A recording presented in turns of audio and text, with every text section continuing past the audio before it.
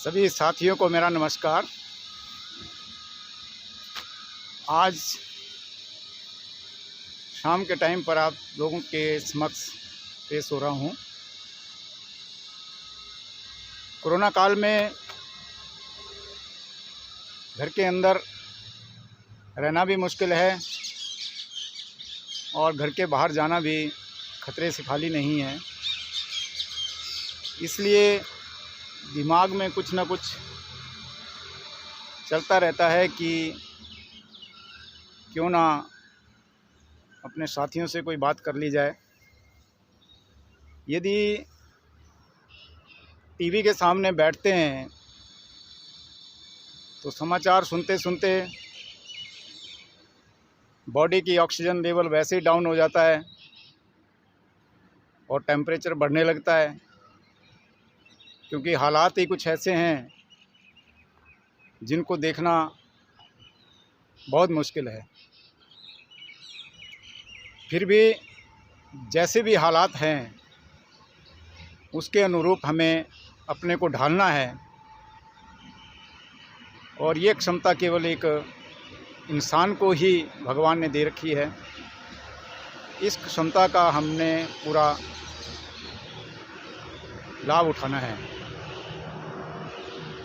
आज मेरे दिमाग में घूम रहा था कि क्या हम प्रजातंत्र में रह रहे हैं और या तो ये कोई मोबोक्रेसी है। तो मोबोक्रेसी और डेमोक्रेसी की अगर परिभाषाओं को हम देखें तो मोबोक्रेसी वह व्यवस्था होती है जिसमें लोगों की जो डोमिनेशन है वो ज़्यादा रहती है, और डेमोक्रेसी उसे कहते हैं जहां लोग अपनी सरकार को चुनते हैं और अपने प्रतिनिधियों के माध्यम से अपने लिए सरकार चलाते हैं। अब यहाँ बड़ा द्वंद्व है। जिस प्रकार की व्यवस्था के अंदर हम जी रहे हैं उसमें यह मानना कठिन है कि ये व्यवस्था क्या वाकई ही लोगों के लिए है, क्या वाकई ही लोगों ने इसको बनाया है और क्या वाकई ही लोगों के द्वारा संचालित है।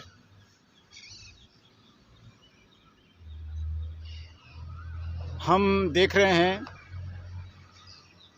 कि पूरे भारतवर्ष में जिस तरीके से कोरोना फैल रहा है उसके ऊपर विभिन्न किस्म के लोगों से, विचारकों से, दलों से व न्यायालयों से मत प्रकट किया जा रहा है कि आज जो दुर्दशा इस देश की हुई है उसमें बहुत बड़ा भाग जो है वो उन लोगों का है जिन लोगों को हम लोगों ने चुनकर भेजा है। अब क्या लोगों की सुरक्षा इनके हाथ में है? ये लोगों को बचा पाएंगे? कितने लोगों को बचा पाएंगे और कितनों को मरवा डालेंगे? ये तो समय ही बताएगा। लेकिन लोगों को इसके ऊपर विचार अवश्य करना होगा कि हमारा जो प्रजातंत्र है इसमें जो नुमाइंदे हम भेज रहे हैं अपने ऊपर राज करने के लिए, अपनी व्यवस्था को चलाने के लिए, क्या वो इस कार्य के लिए सक्षम है? इस बात का चिंतन हमें इस बार अवश्य करना होगा। आप हिमाचल प्रदेश में ही देख लीजिए, यहाँ पर ऐसा लग रहा है जैसे एक दो मंत्रियों को छोड़कर बाकी मंत्री हिमाचल प्रदेश में है ही नहीं है। काम करना तो रहा कहाँ, वो पब्लिकली दिख भी नहीं रही है। ऐसा लगता है कि कोरोना के डर से वो केवल अपने को बचाने में व्यस्त हैं। अब स्वास्थ्य मंत्री जी को देख लो,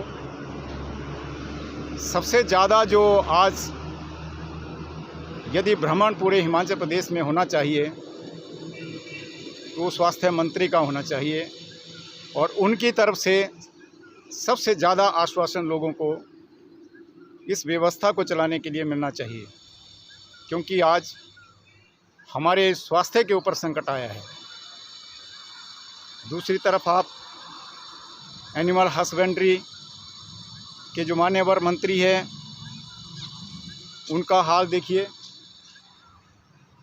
हर सड़क पर, चाहे वो 4 लेन हो, नेशनल हाईवे हो या लिंक रोड हो, हर 1-2 किलोमीटर के ऊपर आपको ये बेसहारा पशु झुंडों के झुंड मिलेंगे।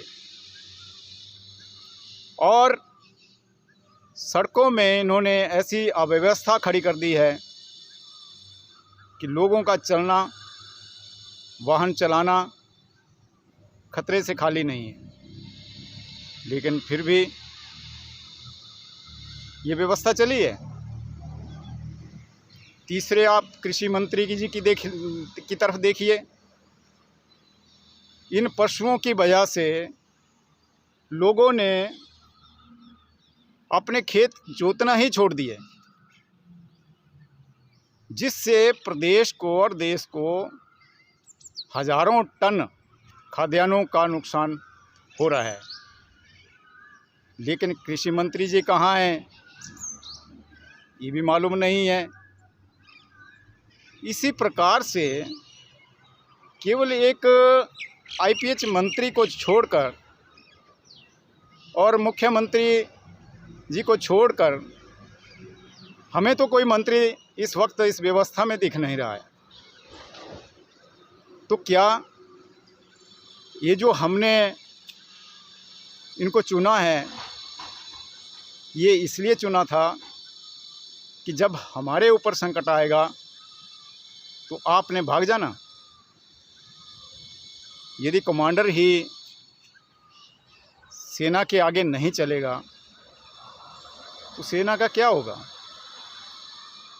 तो साथियों, मैं यही आज सोच रहा था कि हमें कैसे लोग आगे लाने चाहिए। क्या हम प्रजातंत्र में हैं? हमने ये कैसी व्यवस्था तैयार कर दी है जिसमें केवल 2 और 3 दल मुख्यतः चुनाव मैदान में उतरते हैं, और जिनको भी वो अपना टिकट देते हैं उन्हीं को हम मत देने के लिए मजबूर होते हैं। हमारे पास ऐसी कोई चॉइस नहीं है कि हम इन दोनों या तीनों को, जो भी कैंडिडेट हमारे सामने खड़े हैं, अगर किए हैं, अगर वो ठीक नहीं है, सक्षम नहीं है, अगर हम उनको रिजेक्ट करना चाहें तो हमारे पास कोई व्यवस्था नहीं है। हाँ, एक लॉलीपॉप जो है वो इलेक्शन कमीशन ने हमें कुछ साल पहले दिया है, उसका नाम नोटा है। अब आप सोचिए लोगों को किस तरीके से मूर्ख बनाया जाता है। अब इस नोटा का लाभ क्या है, ये ज़्यादातर लोगों को न तो मालूम है और न ज़्यादातर लोग इसको एक्सरसाइज करते हैं, और ना ही करना चाहिए।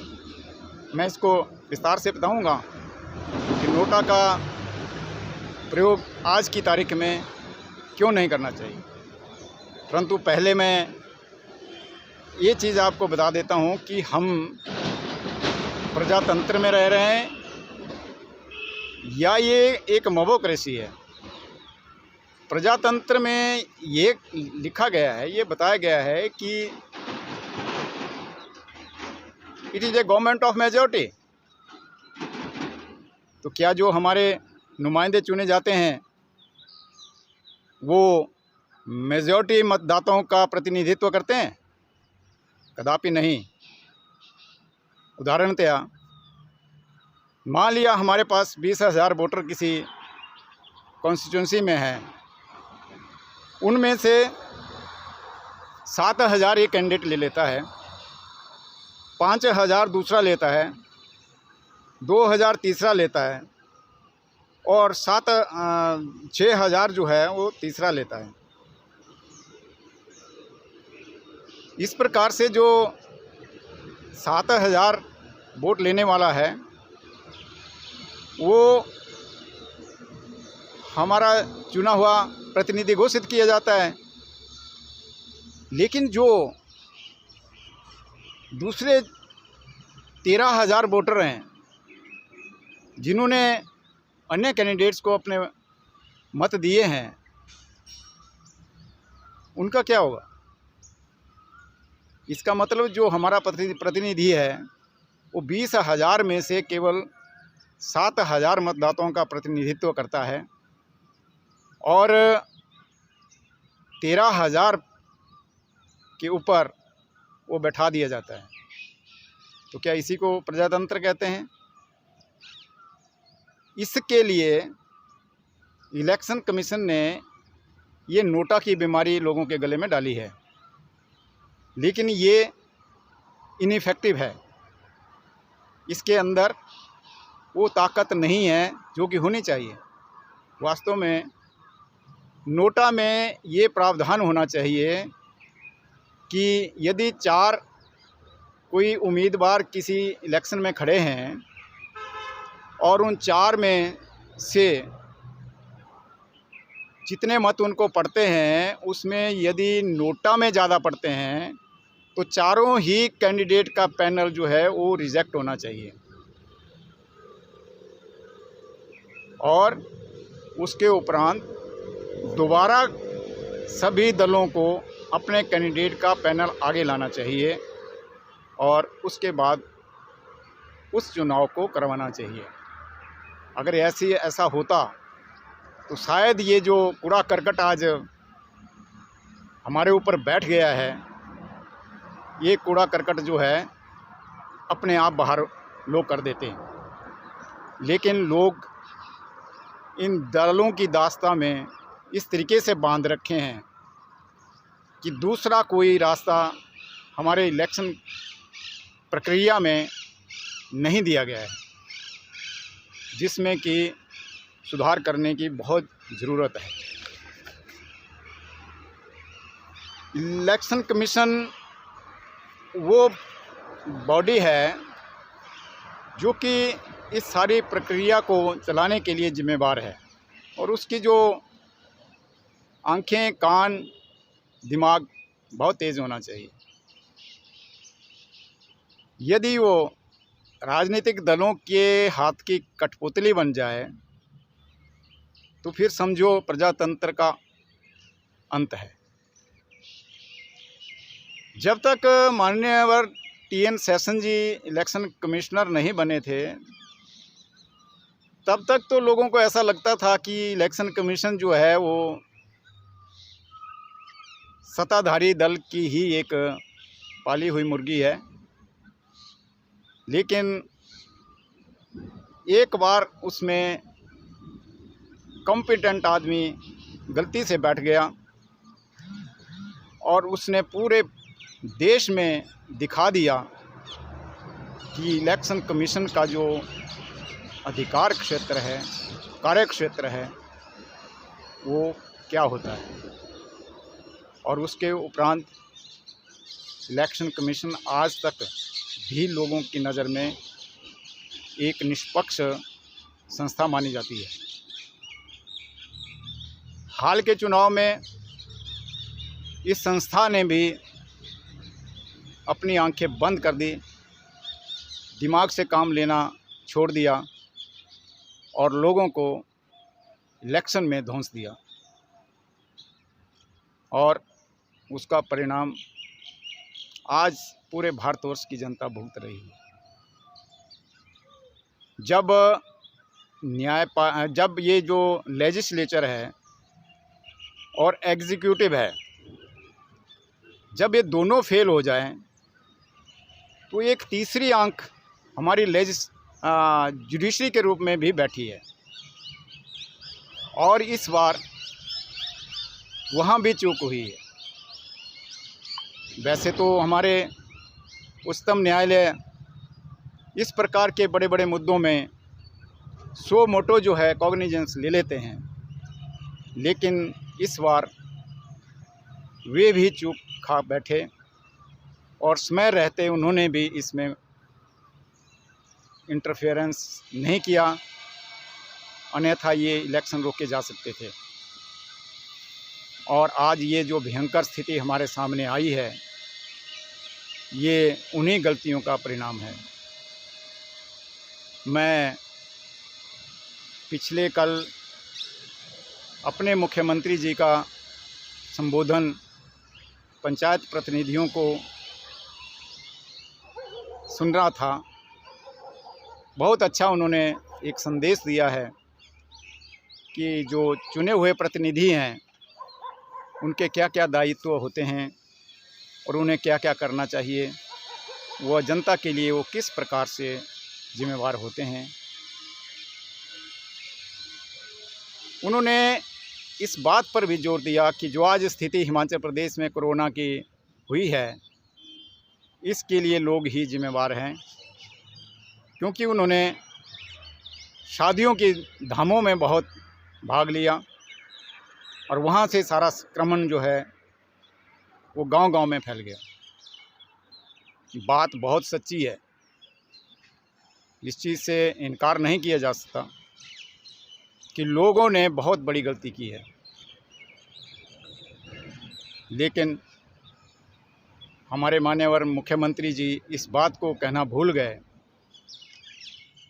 कि जो राजनीतिक दलों ने या सरकार ने जो पंचायत इलेक्शन करवाए, वो दूसरे असेंबली इलेक्शन कराए, ये उनकी बहुत बड़ी चूक थी। हाँ, जहाँ गलती लोग करते हैं वहाँ ये आपका दायित्व है कि उसकी सज़ा उनको आप दें, लेकिन वहाँ भी आप चूक गए। आपने क्यों नहीं एक्शन लिया? यदि लोग धामों में जा रहे थे, आपने क्यों नहीं उनके खिलाफ केस रजिस्टर किए? आपने क्यों उनको इतनी छूट दी?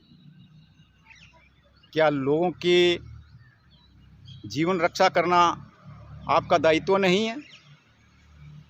केवल भाषण से प्रदेश और देश चलते हैं? प्रशासन किस लिए आपने बैठा रखा है? जब कोरोना नहीं था तब तो आप लोगों ने लोगों की टांगें तोड़ दी, उनके पीछे डंडे बरसाए। अभी कोरोना केरला में था और लोगों की पिटाई हिमाचल प्रदेश में, पंजाब में, हरियाणा में, यूपी में हो रही थी। लेकिन आज जब कोरोना घर घर में घुस गया है, तो आप न किसी के खिलाफ केस रजिस्टर कर रहे हैं, न किसी के ऊपर डंडे चला रहे हैं, और न किसी को आप सख्ती से हिदायत दे रहे हैं कि आप घर से बाहर नहीं निकलेंगे।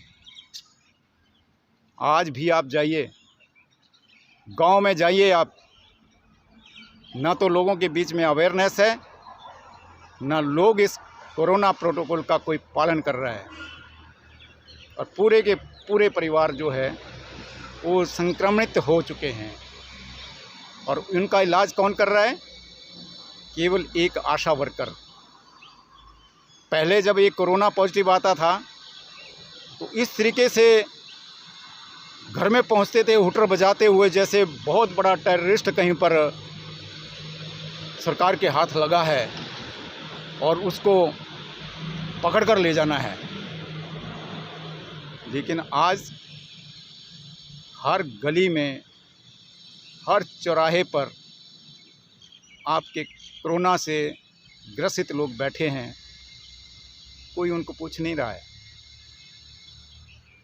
इसलिए साथियों, इस चीज़ के ऊपर हमें गौर फरमाना चाहिए कि आगे से किस प्रकार के लोग जो है हमें अपने प्रतिनिधित्व के लिए आगे लाने चाहिए, ताकि जब कभी जनता के ऊपर इस प्रकार का संकट आ पड़े तो वो लोगों के आगे प्रतिनिधित्व करे, न कि अपने घरों में चुपचाप बैठ जाएं और अपनी रक्षा के बारे में ही सोचें और जनता को मरने के लिए छोड़ दें।